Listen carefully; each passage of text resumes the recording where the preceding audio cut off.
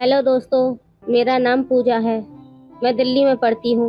मैं एक पतली दुबली और खूबसूरत सी लड़की हूँ। दुबली पतली होने की वजह से मेरे भैया और मेरे पापा मुझे हमेशा चिढ़ाते रहते थे, लेकिन वो मुझसे प्यार भी बहुत ज़्यादा करते थे।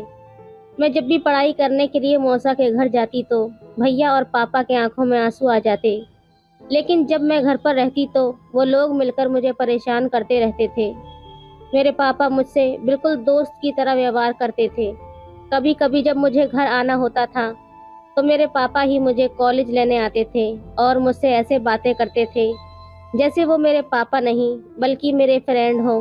मेरे पापा को देखकर मेरी सभी फ्रेंड मुझसे कहा करती थी, काश तेरे पापा के जैसे भी हमारे पापा होते। दोस्तों, मैं आपको बता दूं कि मैं पढ़ाई करती हूँ, इसलिए मुझे मौसा के घर पर ही रहना होता है। मैं तो घर से ही कॉलेज जाना चाहती थी, लेकिन मेरे घर से कॉलेज बहुत दूर पड़ता था। इसलिए मौसी और मौसा ने मुझे जिद करके अपने यहाँ बुला लिया और कहने लगी, बेटा तुम यहीं पर आ जाओ, तुम्हारा कॉलेज भी हमारे यहाँ से नज़दीक पड़ता है। मौसी ज़्यादा जिद कर रही थी, इसलिए पापा भी मना नहीं कर पाए, लेकिन वो हर संडे को मुझे मौसी के यहाँ लेने पहुँच जाते थे। मेरे मौसा बैंक में जॉब करते हैं और मेरी मौसी हाउसवाइफ है। इस समय गर्मियों की छुट्टियां चल रही थीं, इसलिए मेरे पापा मेरे पास कॉल कर रहे थे कि मैं तुम्हें कल सुबह लेने आ रहा हूँ। वैसे भी अब तुम्हारे स्कूल में छुट्टियां चल रही हैं। मैंने कहा, ठीक है पापा, आप सुबह आ जाओ और मैं मौसा लोगों से पूछ लेती हूँ। पापा कहने लगे, मैं मौसा और मौसी से बात कर लूँगा, तुम सुबह तैयार रहना। पापा मुझसे ऐसे बोल रहे थे जैसे वो अब मेरे बिना एक पल भी नहीं रह पाएंगे। पता नहीं पापा की कैसे रात कटती होगी। मेरी कॉल काटने के बाद पापा ने मौसी के नंबर पर कॉल की और थोड़ी देर इधर उधर की बातें की और फिर कहने लगे, साली जी, आप तो जैसे मेरी बेटी को भेजना ही नहीं चाहती हैं। आप मेरी बेटी को मुझसे अलग करके बहुत बुरा कर रही हैं। पापा हंसने लगे और मौसी कहने लगी, अरे जीजा जी, पूजा तो इतनी प्यारी गुड़िया है कि कोई भी उसे अपने पास रखने को सोचे। मेरा बस चले तो मैं आपकी पूजा को पास आने ही न दूं। आप जब भी आते हैं पूजा को मुझसे अलग कर देते हैं। और हंसने लगी। फिर पापा बोले, तो साली जी तैयार रहना, कल सुबह जब मैं पूजा को लेने आऊँगा तो आपको भी साथ में आना पड़ेगा, फिर बाद में नखरे नहीं चलेंगे। पापा की बात सुनकर मौसी बोली, अरे जीजा जी, ऐसी कोई बात नहीं है। आपका जब मन करे हो आप बुला लीजिए, मैं तो आपके लिए ही बनी हूँ। और मुस्कुराने लगी। मौसी को भी मजाक करने की बहुत ज़्यादा आदत थी, क्योंकि मेरी मौसी की शादी के अभी 5 साल ही हुए हैं।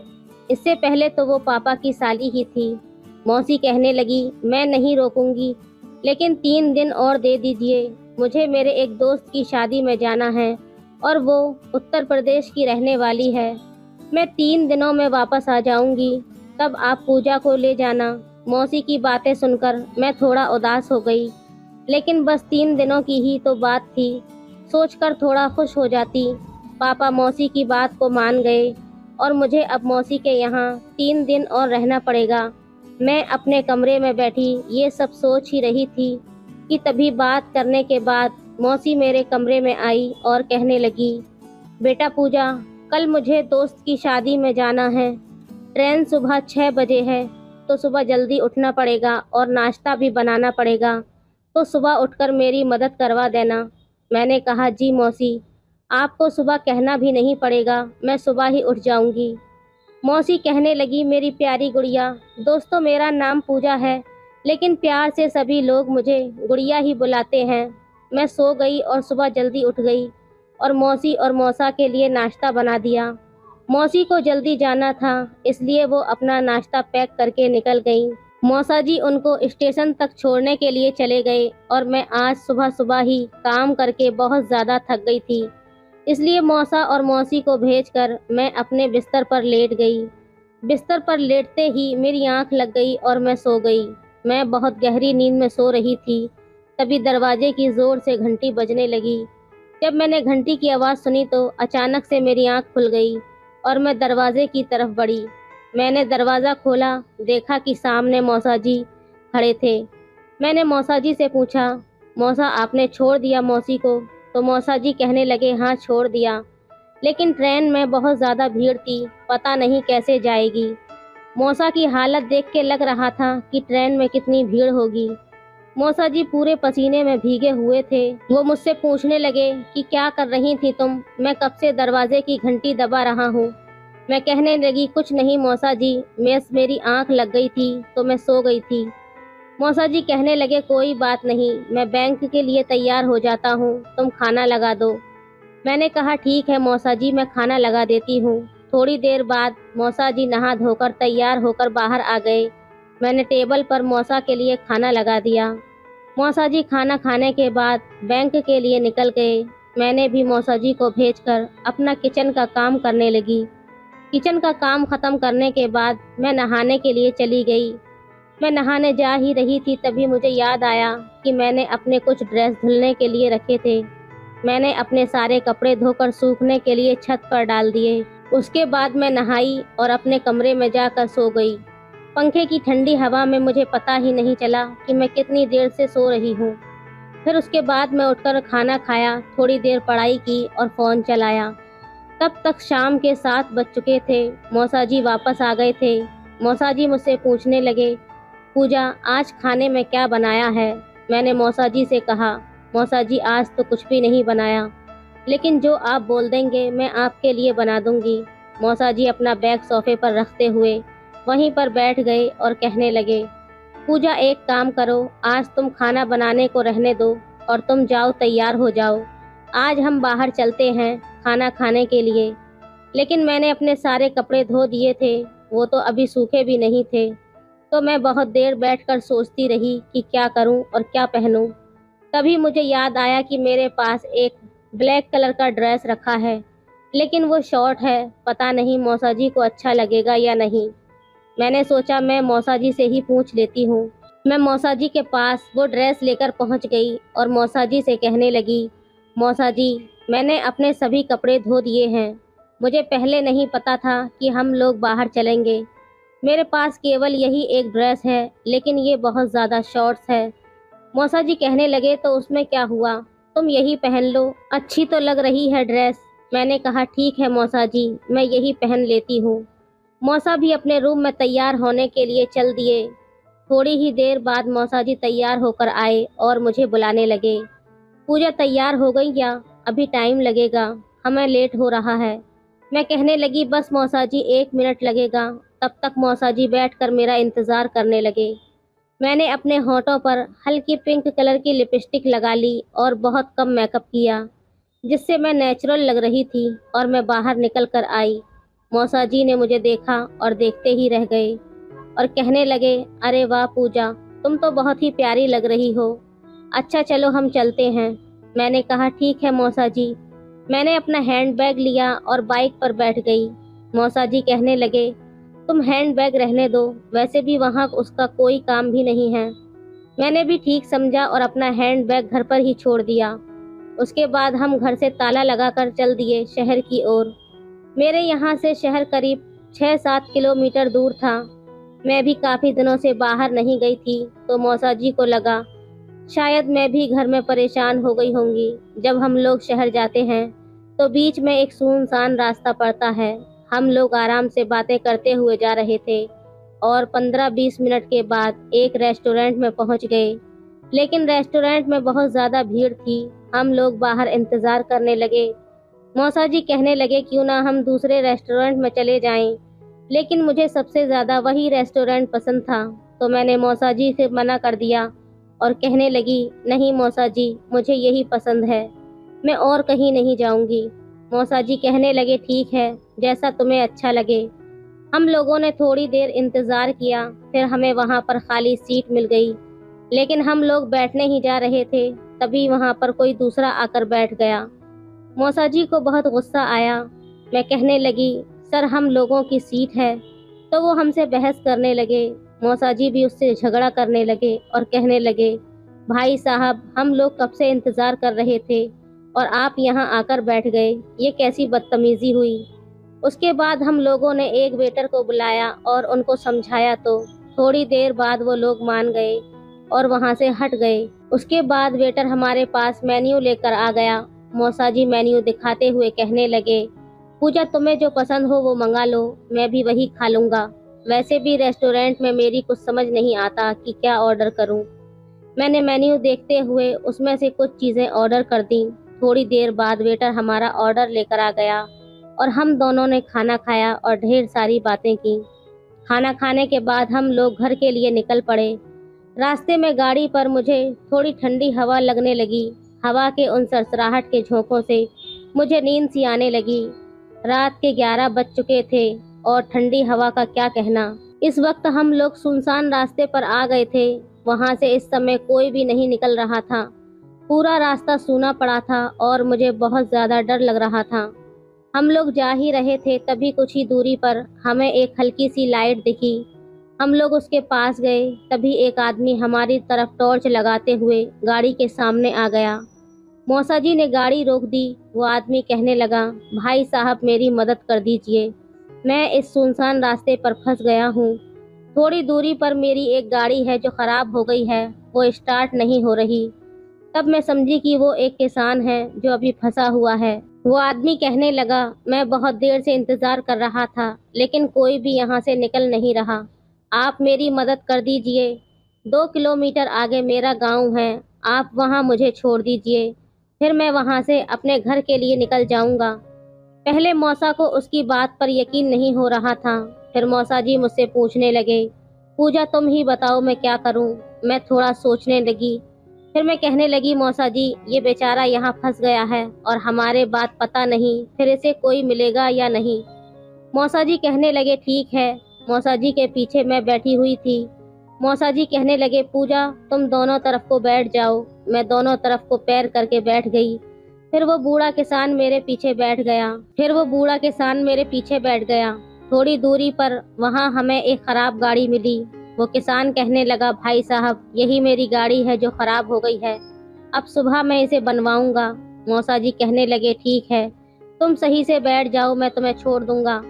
थोड़ी दूर जाने पर किसान कहने लगा, बस बेटा यहीं पर रोक दो, मेरा घर आ गया है, बस यहीं से थोड़ी दूर है। वो किसान मौसा जी का शुक्रिया अदा कहने लगा। मौसा जी कहने लगे, इसमें शुक्रिया वाली कोई बात नहीं है, ये तो मेरा फर्ज है। फिर थोड़ी देर बाद हम लोग भी घर पहुंच गए और मुझे बहुत ज़्यादा नींद आ रही थी, इसलिए मैं घर पहुंचते ही बिस्तर पर लेट गई और मुझे तुरंत नींद आ गई और मैं सो गई। दोस्तों ये कहानी का पहला भाग है, इसका अगला पार्ट कल आएगा। तो दोस्तों आपको ये कहानी कैसी लगी हमें कमेंट में ज़रूर बताएं और वीडियो को लाइक और शेयर करना बिल्कुल न भूलें। धन्यवाद न भूलें। रात का वक्त था। अचानक मुझे माँ की आवाज़ सुनाई दी। वो दादाजी से कह रही थी कि तुम्हारे इस रात के काम की वजह से मैं तो बहुत परेशान हो चुकी हूँ। रोज़ रोज़ इस तकलीफ़ से मैं पूरी तरह तंग आ चुकी हूँ। तुम्हारी उम्र इतनी हो चुकी है फिर भी तुमसे ये रोज़ कैसे हो जाता है, ये बात मेरी समझ में नहीं आती। उन दोनों की बातें सुनकर मैं हैरान हो गई थी। हेलो दोस्तों, स्वागत है आप सभी का हमारी एक और रोमांचक कहानी में। उम्मीद करती हूँ आपको ये कहानी बेहद पसंद आएगी। आज मैं 15 साल की हो गई हूँ और मेरा नाम संजना है और मैं एक गांव में रहती हूँ। हमारे गांव में पानी और बिजली की बहुत समस्या है, इसलिए गांव के लोग सूरज ढलते ही अपने काम खत्म करके खाना खाकर सो जाते हैं। जब मैं छोटी थी तभी मेरे पिता हमें छोड़कर इस दुनिया से चले गए थे। हमारे घर में मैं, मेरी माँ और मेरे दादाजी रहते हैं। हम खेती करके ही अपना गुजारा करते हैं। माँ और दादाजी दिन भर खेतों में मेहनत करते थे और अनाज उगाते थे। इसी तरह हमारी ज़िंदगी बहुत अच्छी तरह सुकून से चल रही थी।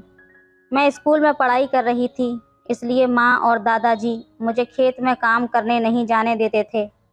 माँ का कहना था कि तू पढ़ लिख कर बड़ी हो और हमारे गांव का नाम रोशन कर, एक बड़ी अफसर बन। मुझे भी माँ का सजाया हुआ सपना पूरा करना था और उसके लिए मैं भी मन लगाकर पढ़ाई करती थी। दादाजी अब बूढ़े हो रहे थे, लेकिन फिर भी वो बहुत प्यारे थे। शाम को वो मुझे अच्छी अच्छी कहानियाँ और किस्से सुनाते थे, लेकिन उनका एक सच अब मेरे सामने आने वाला था जिस पर यकीन करना मुश्किल था।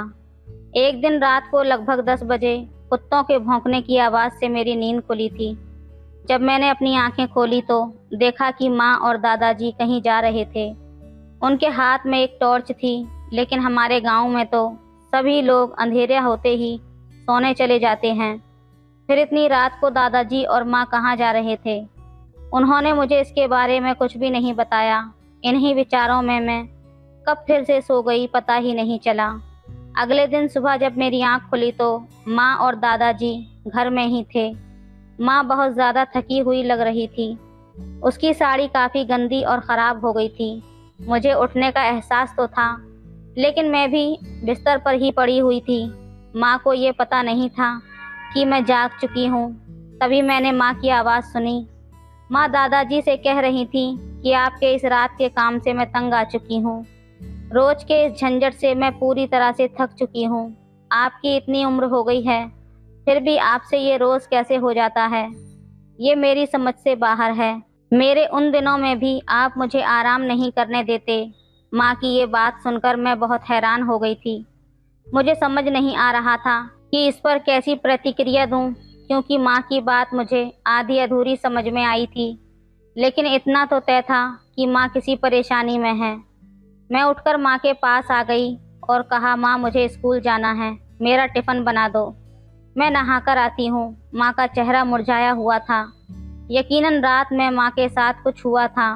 मैं तैयार होकर स्कूल चली गई, लेकिन स्कूल में भी मेरे मन में वही बात चल रही थी कि माँ को आखिर ऐसा क्या हुआ और दादाजी ऐसा क्या करते हैं कि माँ को रात में बाहर ले जाते हैं।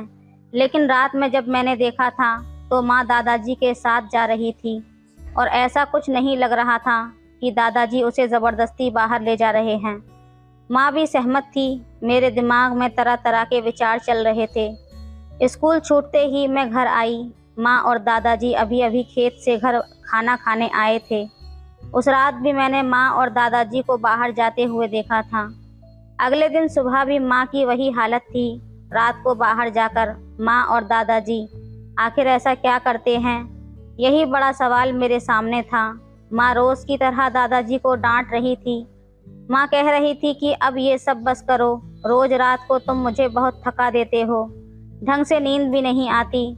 सुबह उठकर घर में काम करो, सबका ध्यान रखो, खेत में मेहनत करो, और कितना मुझे थकाओगे। माँ की बातें सुनकर मुझे भी उसका दर्द समझ में आ रहा था। मैं झट से उठकर माँ के पास आ गई और उससे पूछा, माँ आपको क्या हुआ है? मैं कुछ मदद करूँ क्या? तुम दादाजी को रोज़ क्या कहती रहती हो? माँ गुस्से में बोली, तुझे समझ नहीं आएगा, तू अभी छोटी है, तू अपना काम कर, तेरा टिफ़िन तैयार है। माँ ने मुझे ढंग से जवाब भी नहीं दिया, लेकिन मुझे जानना था कि माँ को परेशानी किस बात की हो रही है, और इस परेशानी के पीछे ज़रूर ये रात को बाहर जाने की ही वजह हो सकती है। ऐसा मैंने अंदाज़ा लगाया, लेकिन माँ कुछ भी बताने को तैयार नहीं थी। और रात को इनके पीछे जाऊं तो जाऊं कैसे? मुझे तो इन विचारों से ही डर लग रहा था। आज का दिन भी वैसे ही बीत गया। मैं स्कूल से घर आई। माँ और दादाजी भी शाम को खेत से घर आए। फिर सुबह से माँ की तकरार फिर से शुरू हो गई। माँ कह रही थी, कभी तो मुझे आराम करने दो। रात को हम ऐसे संजना को छोड़कर बाहर चले जाते हैं, अगर उसने देख लिया तो? और ऐसी जवान लड़की का रात में घर पर अकेले रहना ठीक नहीं है। मुझे आज रात आराम चाहिए। तुम्हारी रोज़ की इन बातों की वजह से मैं रात में नहीं आ पाऊंगी। मेरी भी अपनी मजबूरी है, क्या करूं? माँ की रोज़ की शिकायतें सुनकर मेरे मन में रात को लेकर और भी रहस्य बढ़ता जा रहा था। आज मैंने तय कर लिया कि अब और चुप नहीं रहूंगी। मैंने माँ से पूछा, माँ तुम इतनी थकी हुई कैसे रहती हो? माँ ने कहा, मैंने तुझे बताया ना, तुझे नहीं समझ आएगा, बार बार मुझसे मत पूछ। माँ मुझे कुछ बताने के लिए तैयार नहीं थी, इसलिए मैंने सीधा पूछा, माँ मुझे कुछ बातें पता चल गई हैं, इसलिए अब मुझे बता भी दो कि रात में ऐसा क्या काम होता है जिससे तुम इतनी थक जाती हो। माँ ने मेरे ये शब्द सुनते ही चौंक गई और हड़बड़ाने लगी। कुछ बातें पता चल गई हैं का क्या मतलब? माँ मुझसे डरते हुए पूछने लगी। उसने एक नज़र दादाजी की ओर डाली और दादाजी ने भी सर हिलाकर मना कर दिया। माँ ने कहा, संजना बेटा, कुछ समझ में आया तुम्हें? मुझे बताओगी? मुझे लगा कि थोड़ा पूछते ही वो सब कुछ बता देंगी, लेकिन ऐसा कुछ नहीं हुआ। मैंने माँ से कहा, आपको क्या और कैसी तकलीफ़ हो रही है, वो पहले मुझे बताओ, फिर मैं बताऊंगी। माँ को लगा कि मैं उसका मजाक कर रही हूँ, इसलिए वो मुझ पर और भी ज़्यादा भड़क गई और गुस्से में मुझसे बोली, तुम्हें मैंने बताया ना कि ये बातें तुम्हें समझ में नहीं आएंगी। अच्छा, तुम्हें इतना ही जानने की इच्छा है ना, तो आज रात तुम दादाजी के साथ जाओ, फिर तुम्हें समझ में आएगा कि तकलीफ़ क्या होती है। तुम्हें लगता है कि तुम बहुत बड़ी हो गई हो, तो आज ही जाओ और कल सुबह मुझसे मिलना। इतना कहकर माँ गुस्से में तमतमाते हुए घर से बाहर चली गई। मुझे कुछ भी समझ नहीं आ रहा था कि माँ इतनी गुस्से में क्यों थी, लेकिन एक बात मुझे समझ में आ गई थी कि जो वो रोज़ तजुर्बा लेती थी, मुझे भी अब उसका तजुर्बा लेना था। मुझे अब माँ की जगह दादाजी के साथ जाना था। दादाजी ने मुझे वैसे ही समय पर उठाया और तैयारी करने को कहा। मैंने जल्दी से सब कुछ निपटाया और दादाजी के साथ जाने के लिए तैयार हो गई। मैं बहुत डर रही थी, लेकिन थोड़ी उत्सुकता भी हो गई थी। रात के 10 बजे हम घर से बाहर निकले। बाहर बहुत अंधेरा था। दादाजी ने मेरा हाथ पकड़ा और कहा, मेरे पीछे पीछे चलती रहो, पैर का कोई भी आवाज़ मत करना। तब मैंने कहा, लेकिन दादाजी हम आवाज़ मत करो, जितना कहा उतना ही करो। दादाजी का ऐसा रूप देखकर मेरा दिल ज़ोर से धड़कने लगा। हम चल रहे थे, तभी दादाजी ने मेरा हाथ को और ज़ोर से पकड़ लिया। हम चलते चलते अपने खेत में पहुंच गए। घर से कुछ ही दूरी पर हमारा खेत था। दादाजी मुझे खेत में लेकर गए और बोले, तुझे जानना था ना कि तेरी माँ और मैं रात में कहाँ जाते हैं और क्या करते हैं। चल आज मैं तुझे बताता हूँ, लेकिन ये तेरा पहला अनुभव होगा, इसलिए बिल्कुल मत डरना। अगर कुछ भी अजीब लगे तो मुझे बताना। दादाजी ने ऊपर की ओर इशारा किया। मैंने ऊपर देखा तो खेत में एक ऊंचाई पर घर जैसा कुछ था। वहां जाने के लिए एक सीढ़ी लगी हुई थी। दादाजी बोले, चल सीढ़ी चढ़ना शुरू कर दे। मैंने सीढ़ी चढ़ना शुरू कर दिया और मेरे पीछे दादाजी भी चढ़ने लगे। कुछ ही देर में हम ऊपर पहुंच गए। वहां एक पानी का घड़ा रखा हुआ था और बैठने की जगह भी थी। दादाजी ने कहा, ये टॉर्च पकड़ और मैं जो कुछ कहूँगा तुझे वही करना है। उन्होंने मुझे टॉर्च दी और खेत में इधर उधर देखने लगे। मुझे कुछ समझ नहीं आ रहा था कि ये सब क्या हो रहा है। मैं दादाजी से कुछ पूछने ही वाली थी कि तभी उन्होंने कहा, बिल्कुल आवाज़ मत करना। हम यहाँ जिस काम के लिए आए हैं उसे बिना आवाज़ किए करना पड़ेगा, नहीं तो सब गड़बड़ हो जाएगी। दादाजी ने मुझे उनकी ओर पीठ करके बैठने को कहा और बोले, खेत में एक बार नज़र डाल और देख, तुझे कुछ महसूस होता है तो मुझे बता देना। मैंने अपनी नज़र से खेत में देखना शुरू किया और अगले ही पल मेरी आंखें चौड़ी हो गईं। मैं अचानक चौंक गई। मैंने दादाजी से कहा, दादाजी खेत में कुछ दौड़ रहा है। दादाजी बोले, धीरे बोल, और उन्होंने टॉर्च को खेत में फेंक दिया और उनके पास जो लकड़ी थी उससे ज़ोर से आवाज़ की। जैसे ही वो तेज़ आवाज़ हुई, खेत में हरकत शुरू हो गई और एक जानवर तेज़ दौड़ते हुए खेत से बाहर चला गया। मैंने ये सब पहली बार देखा था। रात का समय, चांद, सितारे और वो शांत माहौल मुझे एक अलग ही अनुभव दे रहा था। थोड़ी देर बाद खेत में फिर से हलचल महसूस हुई। दादाजी ने फिर से उन जानवरों को भगा दिया। उन्होंने मुझे बताया कि तुम्हारी माँ और मैं बहुत मेहनत और खेती करते हैं। रात के समय जंगल से जानवर आते हैं और हमारी फसल को नुकसान पहुंचाते हैं, इसलिए रात के समय हमें बारी बारी से जागकर खेत की रखवाली करनी पड़ती है। इसलिए मैं और तुम्हारी माँ रात में खेत में आते हैं, लेकिन रोज़ की थकान से तुम्हारी माँ परेशान हो चुकी है और तुम्हें भी स्कूल जाना होता है। इसी वजह से तुम्हारी माँ का तनाव बढ़ गया है। दादाजी के अपने परिवार के प्रति चिंता देखकर मेरा दिल भर आया था, लेकिन खेत की रखवाली करना मेरे लिए नया था और इसमें मुझे मज़ा भी आने लगा था। पूरी रात दादाजी और मैंने खेत की रखवाली की। दादाजी भी अपने जीवन के अनुभव मुझे बड़े ही दिलचस्प तरीके से सुनाते रहे। रात कब बीत गई पता ही नहीं चला। सुबह जब घर पहुंची तो मैंने माँ से कहा कि अब मैं रोज़ दादाजी के साथ जाऊंगी, तुम आराम करो। और इस तरह जो काम माँ मजबूरी में करती थी वो मैं खुशी खुशी से करने लगी थी। तो दोस्तों, ये थी आज की कहानी। आपको कैसी लगी हमें कमेंट में ज़रूर बताएं। वीडियो अच्छी लगे तो लाइक करें, शेयर करें, सब्सक्राइब करें। धन्यवाद। सब्सक्राइब करें।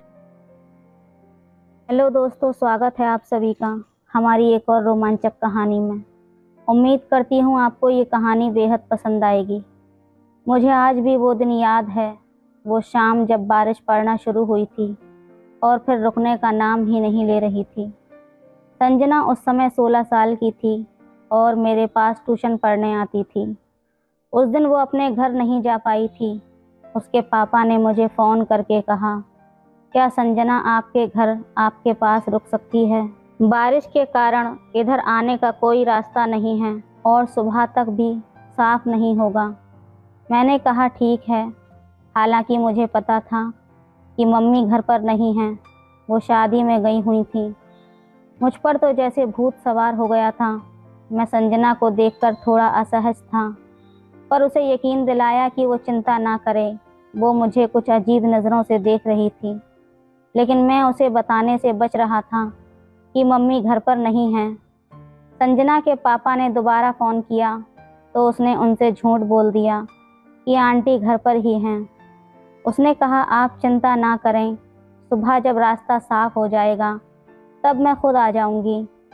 संजना को रात में मेरे साथ रुकने की बात सोचकर मुझे अजीब सा महसूस हो रहा था। जब वो मेरे पास से गुजरती तो उसकी खूबसूरती मुझे पागल कर देती। संजना घर में ऐसे घूम रही थी जैसे ये उसी का घर हो। वो बहुत खुश नज़र आ रही थी। मैंने उसे अपने भाई के कपड़े दे दिए और कहा, तुम कपड़े बदल लो, तब तक मैं कुछ खाने के लिए बनाता हूँ। जब वो कपड़े बदलकर मेरे रूम से बाहर आई तो उसका लंबा कद और आंखें बड़ी बड़ी थीं। वो किसी राजकुमारी से कम नहीं लग रही थी। वो मुझे एक टुक देख रही थी, जैसे पूछ रही हो कि वो कैसी लग रही है। मुझे एहसास हुआ कि वो मेरी तरफ देख रही है और मैं उसकी तारीफ में खुला मुंह लिए उसे देख रहा था। अचानक मैं चौंक कर दूसरी तरफ देखते हुए कहा, संजना, तुम दाल खाती हो या नहीं? मैं तड़का लगा रहा हूँ। दाल और रोटी तैयार करते समय मेरा ध्यान कहीं और था। तभी संजना ने आगे बढ़कर मेरे दोनों हाथों को अपने हाथों में पकड़ लिया और बोली, अरे सर, आप रहने दीजिए, मैं बना देती हूँ। उसने चाकू मेरे हाथ से लिया और उसके छूने से मेरे शरीर में एक अजीब सी गर्माहट भर गई। मैं चुपचाप एक तरफ बैठ गया। संजना ने मुस्कुराते हुए कहा, चिंता मत कीजिए सर, मेरी माँ ने मुझे खाना बनाना बहुत अच्छे से सिखाया है। हम दोनों ने मिलकर खाना खाया और खाते खाते बहुत सारी बातें की। मुझे आज पता चला कि संजना सिर्फ प्यारी ही नहीं बल्कि बहुत ज़्यादा बातूनी भी है, वरना पहले तो वो आती पढ़ती और चली जाती थी। हमने काफ़ी बातें की और फिर अपने अपने कमरे में सोने के लिए चले गए। बाहर बारिश और बिजली की गड़गड़ाहट हो रही थी, मानो जैसे तूफान आया हो, लेकिन मेरे भीतर उठने वाला तूफान उससे कम नहीं था। मुझे नींद नहीं आ रही थी और बार बार संजना की याद आ रही थी। मेरा मन कर रहा था कि मैं उठकर उसके पास चला जाऊं और उसे अपनी बाहों में भर लूं, लेकिन हिम्मत नहीं जुटा पा रहा था। तभी दरवाजे पर खटखने की आवाज़ आई। मुझे पता था ये संजना ही है, क्योंकि घर में और कोई नहीं था। मैंने झट से दरवाज़ा खोल दिया। दरवाज़ा खोलते ही संजना मुझसे कहने लगी, सर, मुझे अंधेरे से बहुत डर लगता है, क्या मैं आपके पास सो सकती हूँ?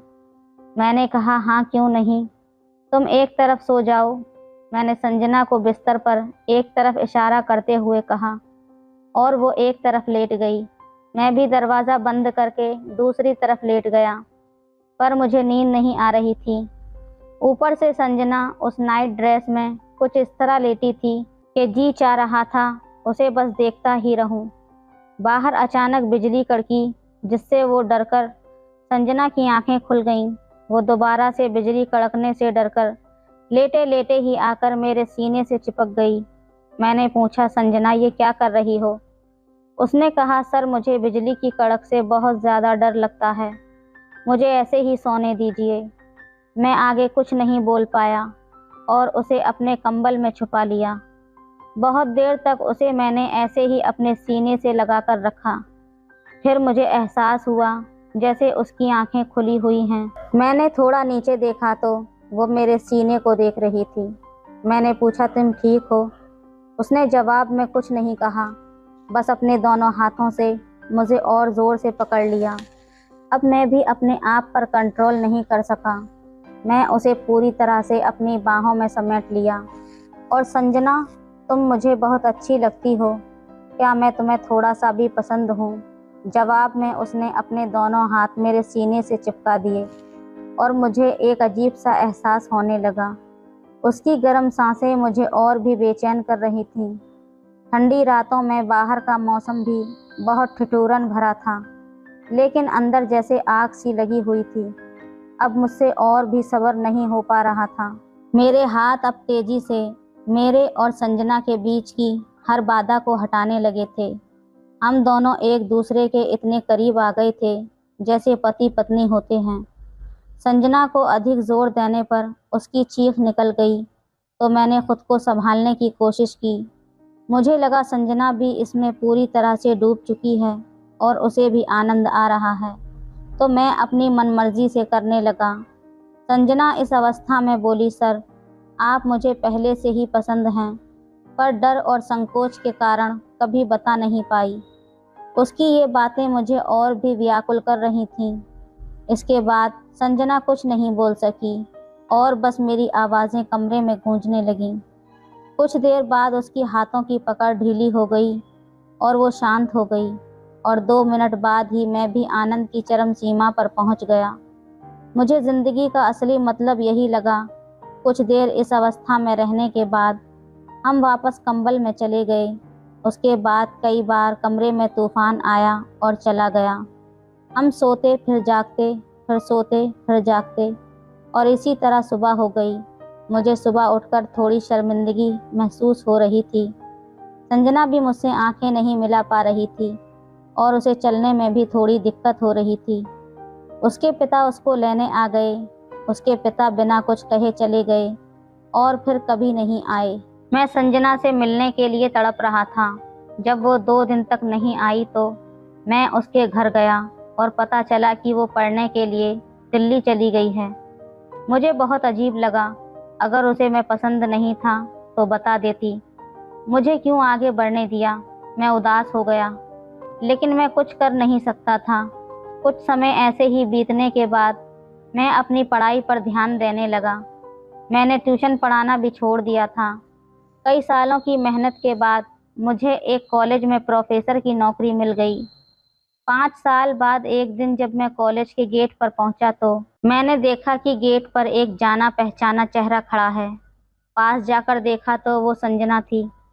उसने हमारे कॉलेज में ही एडमिशन लिया था। मैंने ड्राइवर को रुकने के लिए कहा और संजना के पास गया। वो मुझे देखकर चौंक गई और कहने लगी, सर, आप यहाँ? मैंने उसका हाथ पकड़ा और कहा, संजना, तुम कहाँ चली गई थी? मैंने तुम्हें हर जगह ढूंढा। अगर तुम्हें कुछ बुरा लगा था तो मुझे बता सकती थी। ऐसे अचानक जाने की क्या ज़रूरत थी? संजना ने धीरे से कहा, सर, मुझे कोई शर्मिंदगी नहीं थी। मैं आपसे प्यार करती थी और जो भी हुआ वो हम दोनों की मर्जी से हुआ था। मैंने पूछा, अगर प्यार था तो तुम क्यों भाग गईं? संजना ने कहा, उस वक्त मैं ये सब स्वीकार नहीं कर पाई। मुझे डर था कि अगर पापा को पता चला तो क्या होगा। बस इसी डर से मैं वहाँ से चली गई। लेकिन घर आकर मुझे एहसास हुआ कि मैं आपको कितना चाहती हूँ। पर जब तक बहुत देर हो चुकी थी, मैंने जल्दी से पूछा, तो क्या तुम अभी भी मुझसे प्यार करती हो? संजना ने नज़रें नीची कर लीं और चुप रही। मैं समझ गया और कहा, ठीक है, मैं तुम्हारे पापा से तुम्हारी शादी की बात करूँगा। अब बताओ, तुमने कौन से कोर्स में एडमिशन लिया है? मैं तुम्हें छोड़ देता हूँ। संजना ने कहा, सर, मैंने किसी कोर्स में एडमिशन नहीं लिया है। मैं बस आपसे मिलने आई थी। मेरी पढ़ाई पूरी हो चुकी है और मैं दिल्ली के एक स्कूल में टीचर हूँ। घर आई थी तो सोचा आपसे मिल लूँ। मेरे चेहरे पर मुस्कान आ गई। बरसों की मेहनत और इंतज़ार का फल आज मेरे सामने था। 2 दिन बाद मैं और मेरी माँ संजना का रिश्ता लेकर उसके घर पहुँच गए। उसके पापा मुझे देखते ही पहचान गए। जब उन्होंने सुना कि मैं सरकारी प्रोफेसर हूँ तो उन्होंने तुरंत हाँ कर दी। 1 महीने बाद संजना मेरी दुल्हन बनकर उसी बेड पर बैठी थी जहाँ हमने 5 साल पहले एक दूसरे को पति पत्नी का हक दिया था। आज मेरे पास अधिकार था कि मैं संजना को पत्नी का सुख दे सकूं। तो दोस्तों, ये थी आज की कहानी। आपको कैसी लगी हमें कमेंट में ज़रूर बताएं। वीडियो अच्छी लगे तो लाइक करें, शेयर करें, सब्सक्राइब करें। धन्यवाद। हेलो दोस्तों, स्वागत है आप सभी का हमारी एक और रोमांचक कहानी में। उम्मीद करती हूँ आपको ये कहानी बेहद पसंद आएगी। हमारी आज की कहानी मेरी और मेरे पापा की सच्ची कहानी है। दोस्तों, मेरा नाम निशा है और हम लोग दिल्ली में रहते हैं। मेरे घर पर हम 3 लोग रहते हैं, मेरे मम्मी पापा और मैं अपने मम्मी पापा की इकलौती बेटी हूँ, इसलिए मेरे माँ बाप ने मुझे बहुत ही नाज़ों से पाला है। अभी मेरी उम्र सिर्फ 19 साल है और जब मैं 19 साल की थी तब मेरे पापा दिखने में बहुत अच्छे थे। उनकी उम्र अभी 45 साल है। वो बिल्कुल लड़कों जैसे ही लगते थे। मेरी मम्मी की उम्र 40 साल की है। वो दिखने में बहुत ही ज़्यादा सुंदर हैं। वो एक सिंपल और साधारण सी महिला है जो अपना ज़्यादातर समय किचन में और पूजा पाठ में ही निकाल दिया करती थी। जब मेरे दादा और दादी थे तब वो अपने सास ससुर की बहुत ही सेवा करती थी और वो पापा को ज़रा सा भी टाइम नहीं दे पाती थी। आपको बता दूं कि मेरे पापा एक प्राइवेट कंपनी में नौकरी करते थे। हम लोग मिडिल क्लास फैमिली से थे, लेकिन हमारे घर में सारी सुख सुविधाएं मौजूद थीं और किसी भी चीज़ की हमें कोई भी कमी नहीं थी। खैर, ये बात तब की है जब मैं हाई स्कूल में पढ़ाई कर रही थी और उस वक्त मेरी उम्र 16 साल थी, लेकिन मैं दिखने में बिल्कुल 22 से 23 साल की लगती थी, क्योंकि मेरा शरीर एकदम गठीला और भरा हुआ था। मैं बहुत ही ज़्यादा सुंदर थी। स्कूल में हर कोई मुझे अपनी गर्लफ्रेंड बनाना चाहता था, लेकिन मैं किसी से भी बात नहीं करती थी।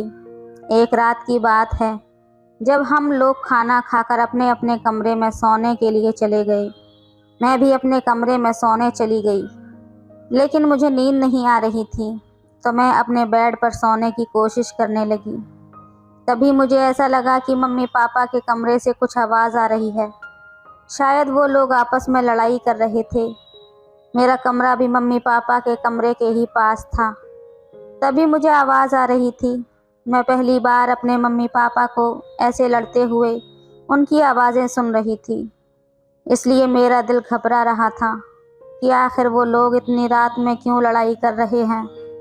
मैं ये बात जानना चाहती थी, इसलिए मैं बिना देरी किए अपने बेड से उठी और उनके दरवाजे के पास जाकर उनको देखने की कोशिश करने लगी। दरवाज़ा बंद होने के कारण मैं कुछ देख नहीं पाई। तभी मेरी नज़र खिड़की पर पड़ी जो मम्मी पापा के कमरे से जुड़ी हुई थी। वो खिड़की बहुत पुरानी थी, उसकी वजह से उसमें बहुत जगह छेद थे जिसमें हम अंदर का नज़ारा देख सकते थे। फिर क्या था, मैंने अपने कमरे की लाइट बंद कर दी और उस खिड़की के पास जाकर उसमें से झांक कर देखने लगी, तो अंदर का नज़ारा देखकर तो मेरे होश ही उड़ गए। मेरे पापा मम्मी को कुछ करने के लिए कह रहे थे, लेकिन वो मना कर रही थीं।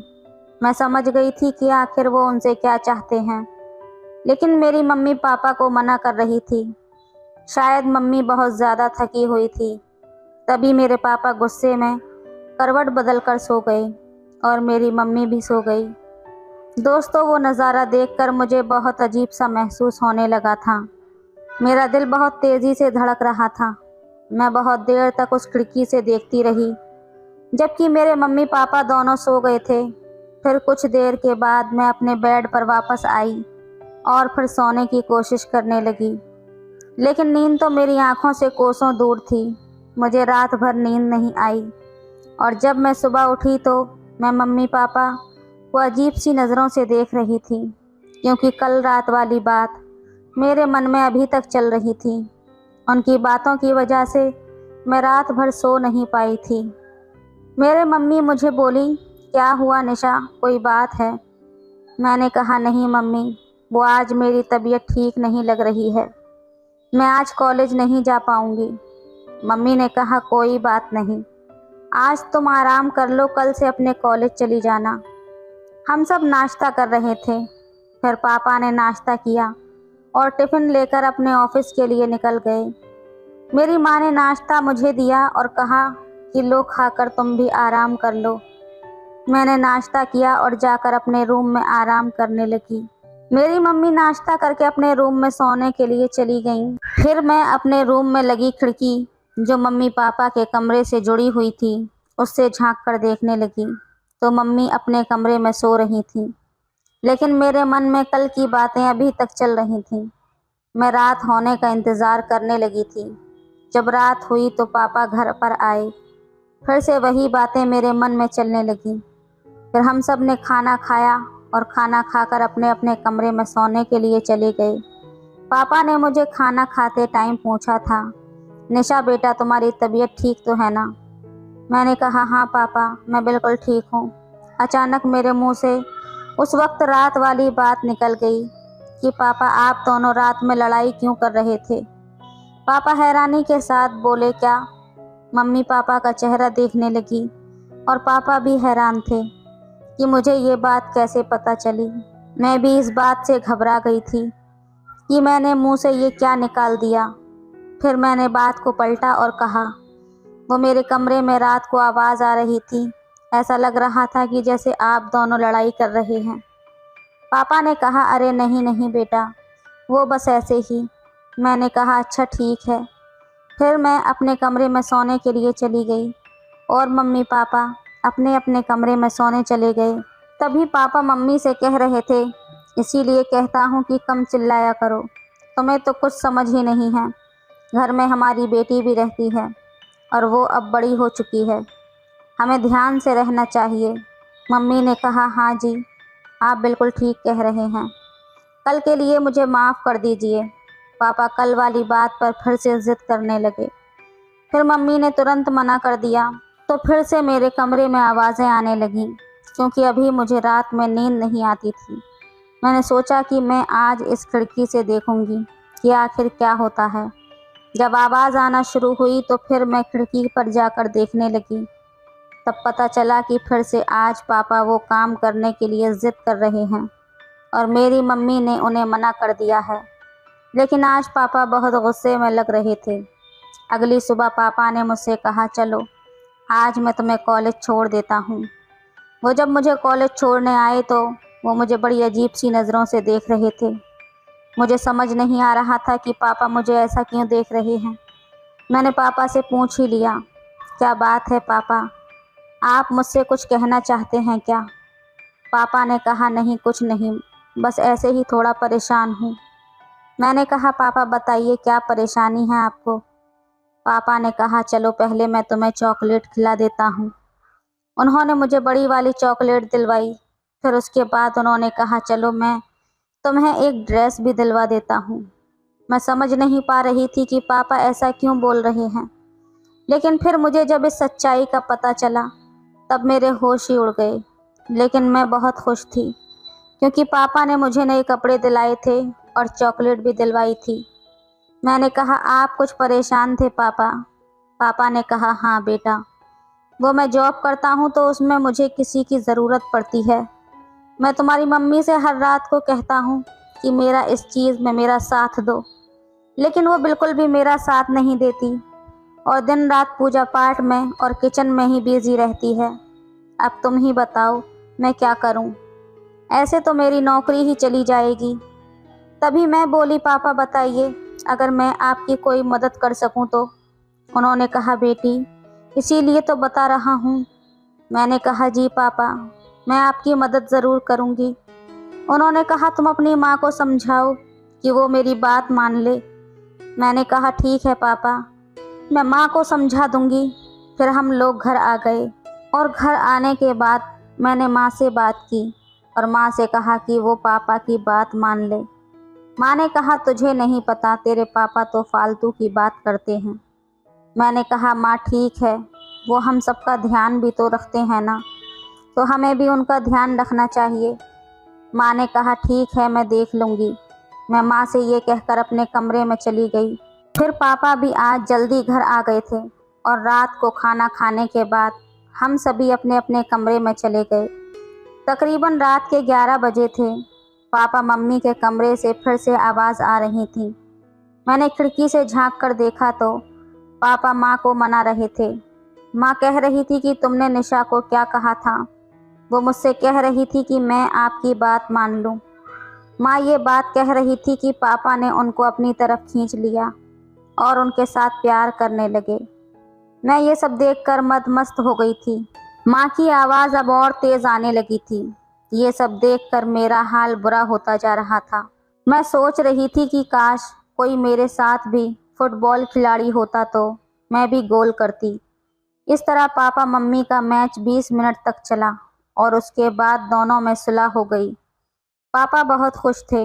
फिर मैं अपने बेड पर वापस आ गई और सोने की कोशिश करने लगी, पर ये मैच देखने के बाद मुझे नींद कहाँ आने वाली थी। तो दोस्तों, कैसी लगी कहानी हमें कमेंट में ज़रूर बताएं। वीडियो अच्छी लगे तो लाइक करें, शेयर करें, सब्सक्राइब करें। धन्यवाद।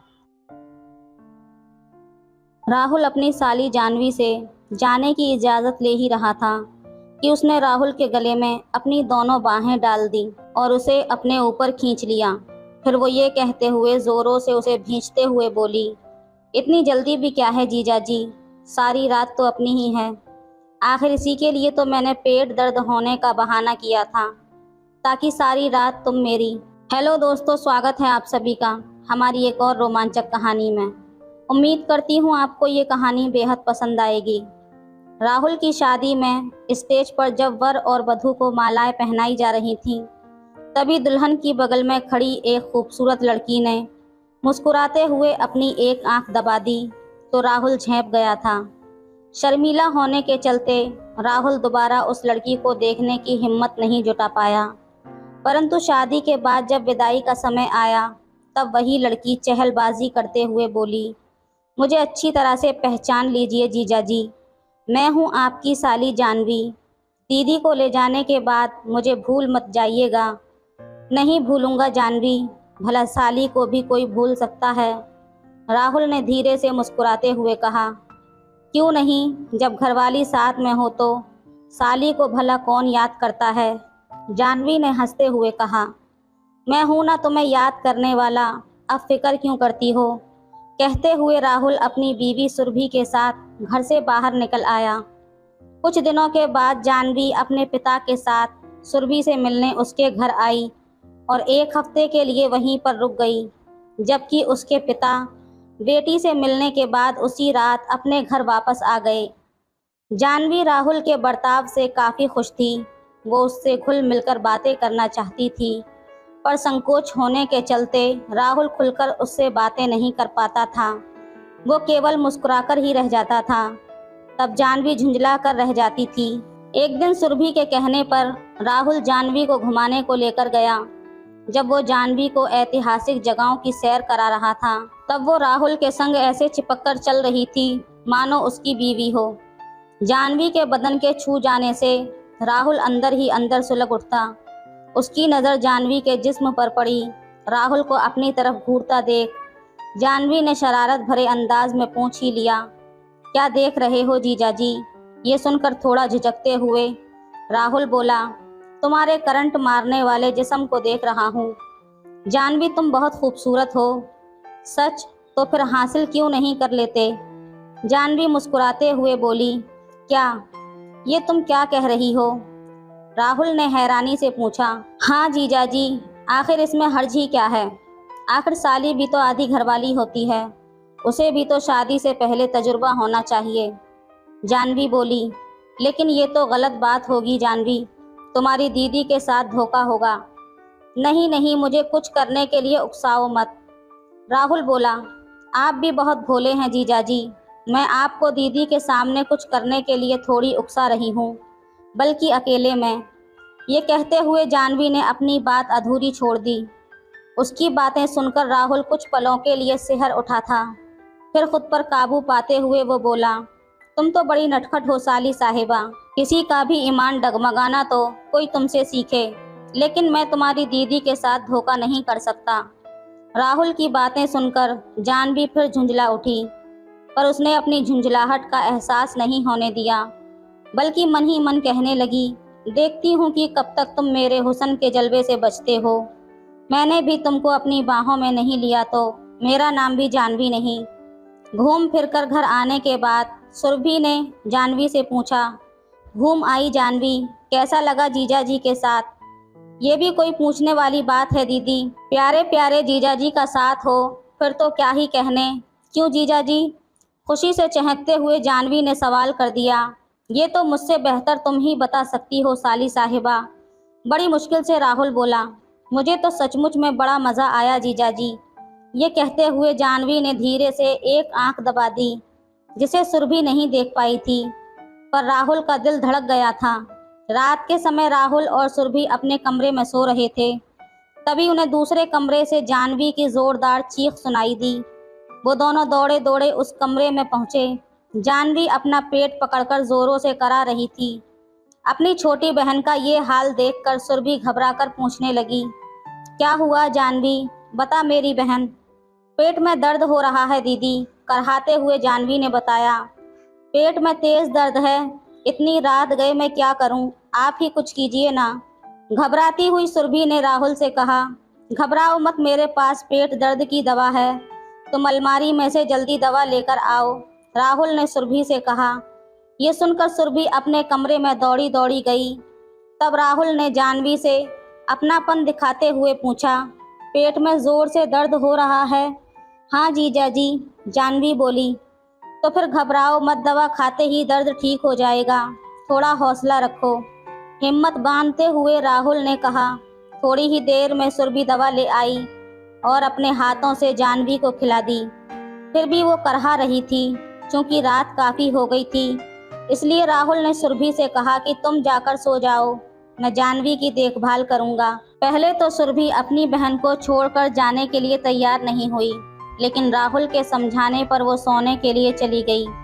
काफ़ी देर बाद जानवी ने करहाना बंद कर दिया, मानो जैसे उसे आराम मिल गया हो। तब राहुल ने सोचा कि उससे कहकर वो भी अपने कमरे में सोने के लिए चला जाए। अभी वो जानवी से जाने की इजाज़त ले ही रहा था कि उसने राहुल को गले में अपनी दोनों बाहें डाल दी और उसे अपने ऊपर खींच लिया। फिर वो ये कहते हुए ज़ोरों से उसे भींचते हुए बोली, इतनी जल्दी भी क्या है जीजाजी, सारी रात तो अपनी ही है। आखिर इसी के लिए तो मैंने पेट में दर्द होने का बहाना किया था, ताकि सारी रात तुम मेरे करीब रहो।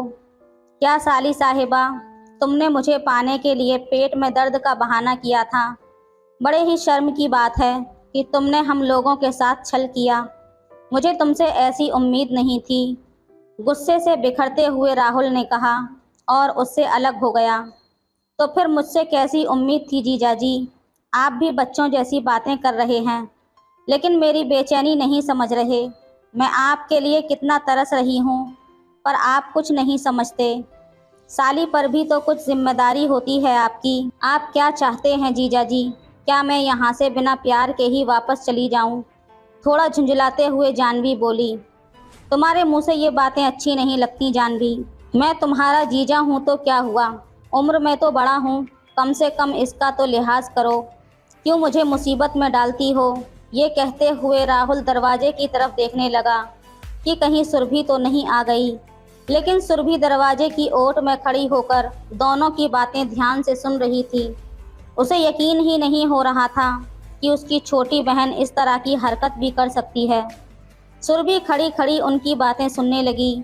जानवी उलाहना देते हुए कह रही थी, मुझे खुश करके आप तबाह नहीं बल्कि खुश हो जाएंगे।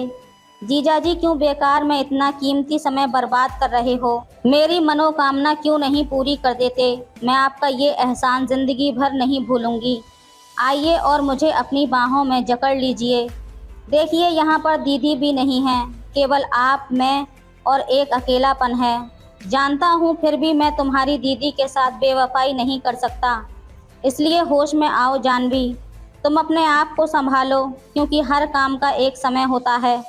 इसलिए अपनी इज्जत संभाल कर रखो, जो तुम्हारे होने वाले पति की अमानत है। मैं तुम्हारे पिताजी से कहकर तुम्हारी जल्दी ही शादी करवा दूंगा। ये सब समझाते हुए राहुल ने कहा, शादी के बारे में जीजाजी बाद में सोचा जाएगा, पहले आप मुझे अपनी बाहों में तो ले लीजिए। देखते नहीं कि मेरा अंग अंग टूट रहा है। ये कहते हुए जानवी एक बार फिर राहुल से लिपट गई।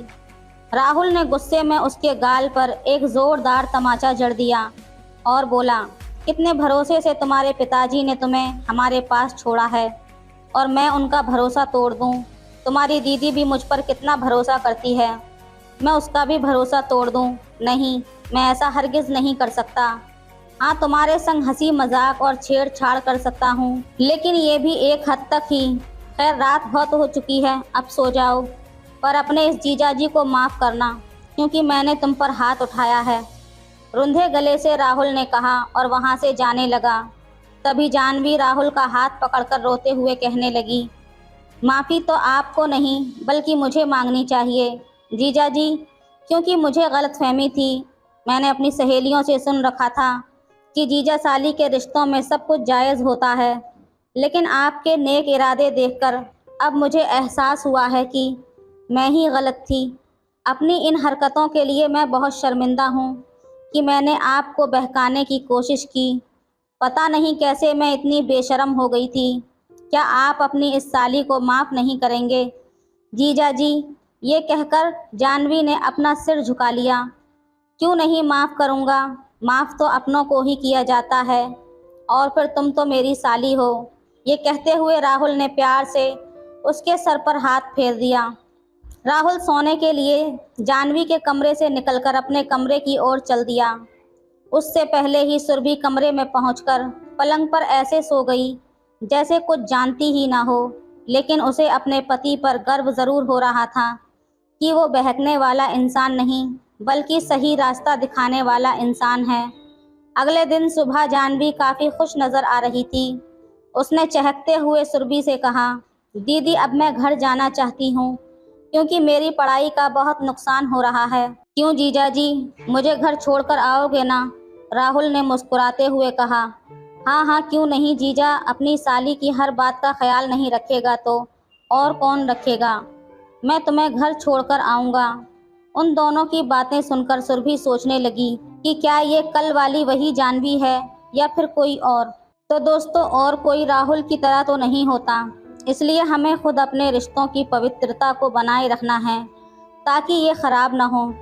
तो दोस्तों, ये थी आज की कहानी। आपको कैसी लगी हमें कमेंट में ज़रूर बताएं।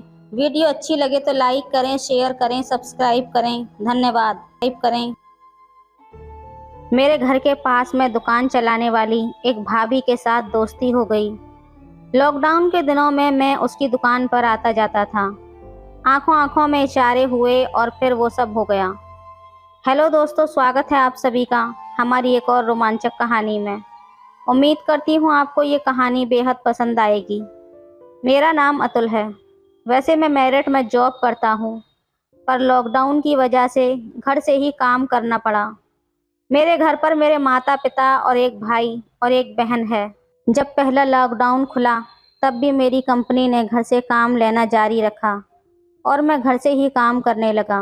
मैंने ऑफिस के काम के साथ साथ घर के बाहर के कुछ कामों में भी योगदान देना शुरू कर दिया था।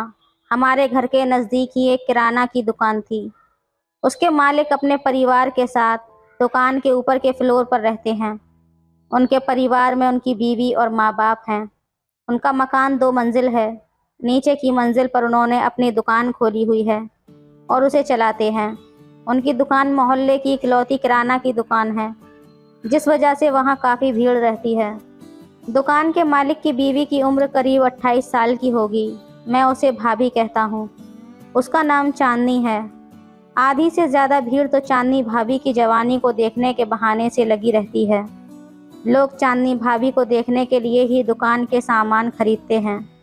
मैं जब भी उनकी दुकान में कुछ लेने जाता तो सबसे नज़रें छुपाकर भाभी से कुछ बातचीत भी हो जाती।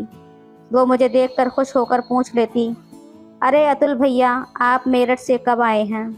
आपके भैया भी आपकी खबर पूछते रहते हैं कि जॉब कैसी चल रही है, सब ठीक ठाक है ना।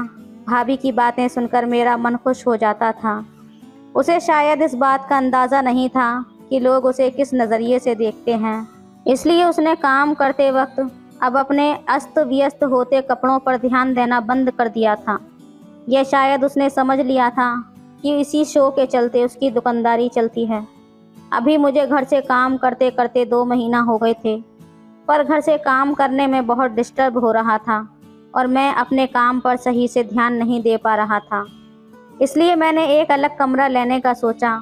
पहला लॉकडाउन भी ख़त्म हो गया था, तो मैंने घर से नज़दीक थोड़ी दूरी पर ही एक कमरे का फ्लैट किराए पर ले लिया। अब मैं सुबह ब्रेकफास्ट करके फ्लैट पर आ जाता फिर लंच करने घर जाता और रात को सोने के लिए वापस आ जाता। माँ से बात करके मैंने घर की कामवाली को अपने फ्लैट की साफ सफाई का काम के लिए कह दिया था। वो हमारे घर और चांदनी भाभी के यहाँ भी काम करने जाती थी। पहले वो हमारे घर में काम करके फिर चांदनी भाभी के घर जाती, फिर फ्लैट पर सफाई करने के लिए आती।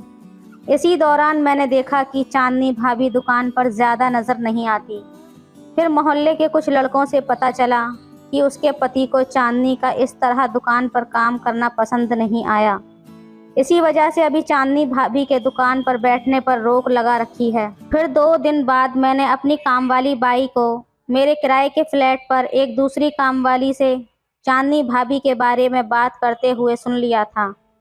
मेरे घर की कामवाली दूसरे कामवाली से कह रही थी, तुमने सुना है वो किराने की दुकान वाली चांदनी को उसके पति ने बाजू वाले मोहल्ले के लड़के के साथ पकड़ लिया था। दूसरी कामवाली बोली, अच्छा वैसे और क्या पता चला? तो कामवाली बोली, उसके पति ने उस लड़के को धमका कर भगा दिया और चांदनी को खींचते हुए घर ले आया। बाहर ज़्यादा बवाल न हो जाए, सब शांति से निपटा दिया। अरे वो तो है ही ऐसी इसी टाइप की औरत, थोड़े दिन बाद फिर से रंग दिखाना शुरू कर देगी। ये सब सुनकर तो चांदनी भाभी के लिए अब मेरे मन में एक अलग ही छवि बन गई थी। उसका नाम सुनते ही या उसको देखते ही मेरे दिमाग में एक अलग कल्पना आने लगती थी। उन दिनों स्कूल की छुट्टी के कारण किराने की दुकान पर काम बढ़ जाने की वजह से चांदनी फिर से अपने पति को दुकान के काउंटर पर मदद करने के लिए बैठने लगी थी। इधर मेरे अंदर चांदनी भाभी से दोस्ती की इच्छा और भी ज़्यादा बढ़ गई थी। जब भी दुकान पर कुछ लेने के लिए जाता तो मैं कुछ न कुछ बहाने से भाभी से बातें करने लगता। एक दिन मैं दुकान पर गया तो मैंने कहा, भैया ये लिस्ट है, आप सामान पैक कर देना, मैं शाम को ले जाऊंगा। जब मैं रात को घर जा रहा था तो याद आया कि सामान लेकर जाना है। चांदनी भाभी की दुकान पर पहुंचा तो दुकानदार बोला, अरे आपका सारा सामान निकाल दिया है, बस थोड़ा सा बाकी है, अभी हो जाएगा, आप थोड़ा बैठकर इंतज़ार कर लीजिए। मैं वहां खड़े होकर अपना सामान लगाने का इंतज़ार करने लगा। उसी समय भैया ने चांदनी भाभी को आवाज़ लगाते हुए आने को कहा।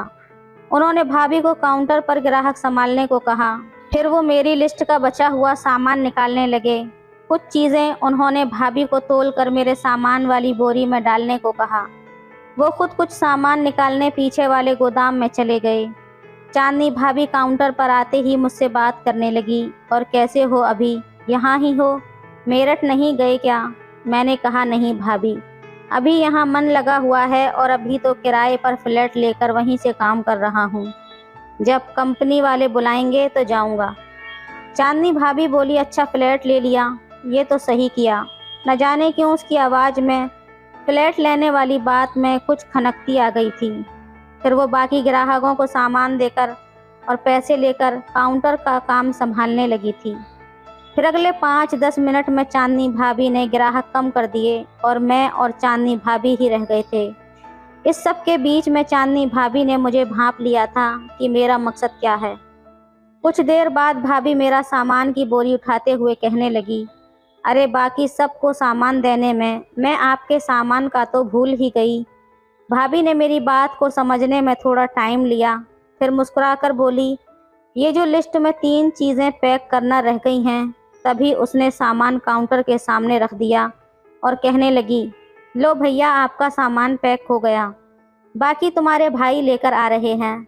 कुछ और चाहिए? मैंने धीमे से बोला, हाँ दूध चाहिए। चांदनी भाभी ने मुस्कुराहट के साथ पूछा, कौन सा वाला चाहिए? मैंने खुद को संभालते हुए बोला, वो अमूल ताज़ा दूध पड़ा है ना आपके बाजू में, वो दे दो।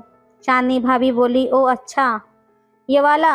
इतने में उसका पति भी आ गया और उसने सब सामान की बोरी बांधकर मुझे दे दी। मैं वहाँ से वापस चल दिया।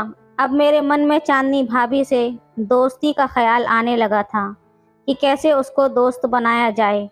उन्हीं दिनों मेरा वर्क टाइम चेंज हो गया और अब मैं दोपहर से लेकर देर रात तक काम करना पड़ रहा था। इसलिए मैं खाना खाकर ही फ्लैट पर जाता था और यहीं पर सो जाता था। वैसे मैं सुबह घर से ब्रेकफास्ट करके फ्लैट पर आता था, पर अभी बदलते हुए समय के कारण मैं फ्लैट पर ही अपनी चाय वगैरह बनाने लगा था। सुबह चांदनी भाभी का पति दूध दे जाता और महीने का हिसाब घर से ले जाता। फिर एक दिन भैया की जगह चांदनी भाभी दूध देने आए। मैंने पूछा, आज आप क्यों, भैया कहाँ हैं? उसने कहा कि मेरे पति को कोविड पॉजिटिव आया है और वो अपने ही घर के अंदर हैं, इसलिए अभी 15-20 दिन तक मैं ही दूध देने आया करूँगी। ये सुनकर मैं तो खुश हो गया। मेरे मन में ख्याली पुलाव बनने लगे थे। भाभी ने भी भांप लिया था कि मैं क्या सोच रहा हूँ। वो मुस्कुराती हुई बिल्डिंग के ऊपर वाले फ्लोर पर एक बूढ़ी आंटी के यहाँ दूध देने चली गई। 10 मिनट बाद वो बिल्डिंग से चली गई। फिर दूसरे दिन बेल बजी और मैंने दरवाजे को खोला। मैंने कहा, अच्छा दूध देने आई हो आप? तभी ऊपर वाली आंटी ने चांदनी भाभी को आवाज़ लगाई और वो दूध देने ऊपर चली गई। मैंने भी प्लान बनाया और दूध में नींबू डालकर जल्दी से गर्म कर दिया, जिससे कि दूध फट गया। फिर चांदनी भाभी जैसे ही जाने लगी तो मैंने उनको रोक लिया। मैंने कहने लगा, दूध तो फट गया है। फिर मैंने हंसते हुए कहा, अंदर दूध गर्म करने को रखा था, फट गया है। इस बात पर चांदनी भाभी हंस दी। चांदनी भाभी बोली, ऐसे कैसे? मैंने तो चेक करके ताज़ा दूध पैक करके दिया था। मैं बोला, ऐसा है तो आप अंदर किचन में आकर चेक कर लीजिए। भाभी किचन में गई और उसने गैस पर रखा हुआ फटा हुआ दूध देखा तो कहने लगी, अरे ये कैसे हो गया? कोई बात नहीं, मैं आपको दूसरा देकर जाती हूँ। मैंने कहा, आप ही गर्म कर लेना इसे, नहीं तो कहोगी कि मैंने जानबूझकर दूध में कुछ किया है।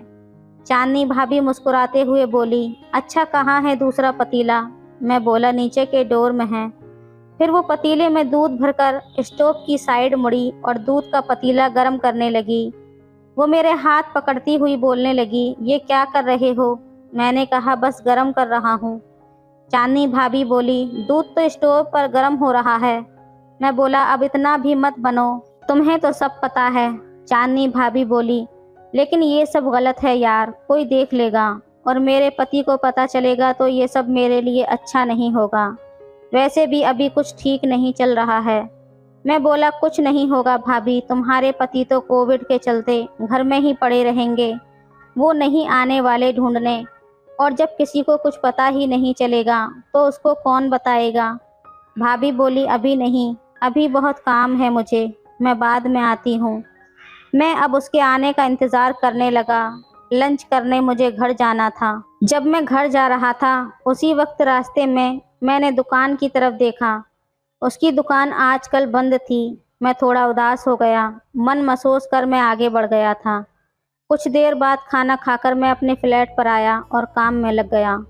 शाम को बेल बजी और मैंने दरवाज़ा खोला तो चांदनी भाभी पल्लू से अपना मुंह ढककर खड़ी थी। मैंने जल्दी से उसको अंदर बुला लिया और बाहर अपनी मुंडी निकालकर इधर उधर देखा कि कहीं किसी ने देखा तो नहीं है। मैं अब काफ़ी खुश हो गया था कि आज तो मेरी लॉटरी ही लग गई है।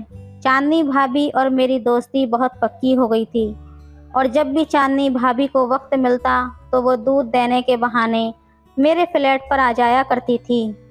तो दोस्तों, ये थी आज की कहानी। आपको कैसी लगी हमें कमेंट में ज़रूर बताएं।